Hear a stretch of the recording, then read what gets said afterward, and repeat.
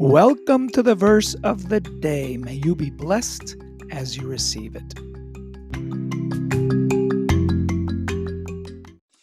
Many today are confused by the idea of worship. What is worship?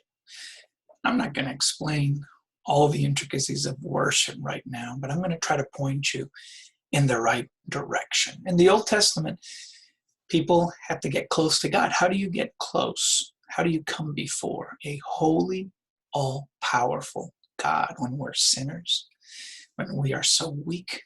Well, in the Old Testament, God made provisions for that.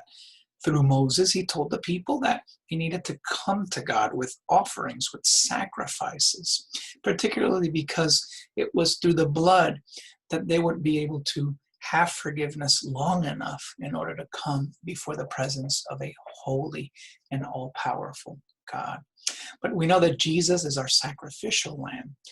It was Jesus, the perfect sacrifice, who God offered for us, so that all those who put our trust in him, who believe him, who repent and get baptized and join Jesus, his blood now, his perfect blood, covers us. So we are able to come to a holy God and offer acceptable sacrifices. So the question is, what are acceptable sacrifices? How do we worship God here in the New Testament under the New Covenant? Well, Paul gives us a clue in Romans chapter 12, verse 1. We read here, "Therefore I urge you, brothers and sisters, in view of God's mercy, to offer your bodies as a living sacrifice, holy and pleasing to God. This is your true and proper worship." So we don't worship in a building. We don't have to go to a building to worship. We don't worship on a particular day. Worship is something that occurs 24/7 because we're in the presence of God 24/7. In the Old Testament, being in the presence of God was reserved for a special time, a special place, sometimes even once a year for the high priest. But now, because we've been freed through the blood of Christ, we have access continually to the throne of God.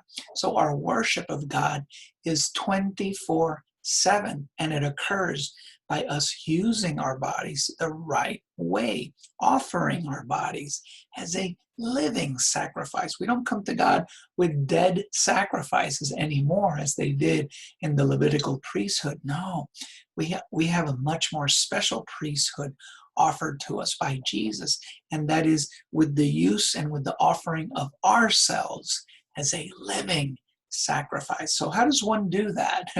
Well, it doesn't have to do with how we feel, because most of the times we're not going to feel a particular way to offer our bodies, especially when we talk about sacrificing our time, sacrificing the use of our body. But in Romans chapter 6, throughout later in that chapter, the Apostle Paul talks about how we need to use our bodies as instruments for good, not instruments for evil. We don't want to use this instrument, this vehicle, to do the wrong thing or to be selfish. But we offer it up as a living sacrifice when we use it as an instrument to do good, to serve people, to help people, to promote love, to show love, particularly to promote the gospel of Jesus Christ. And you don't have to go to a building to do that.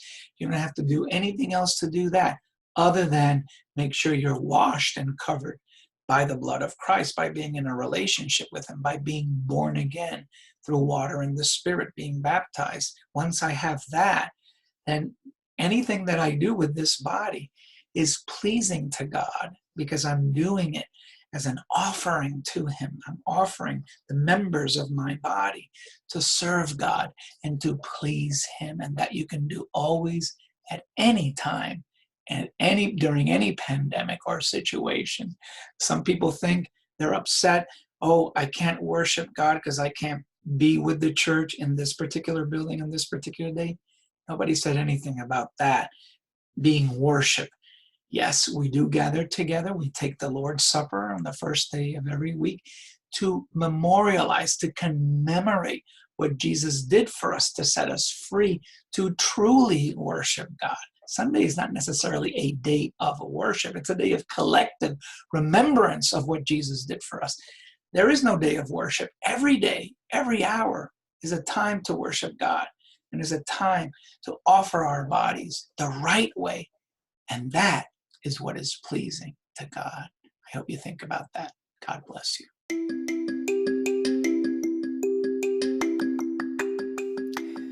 I pray you have been blessed by the insight you received from today's verse of the day.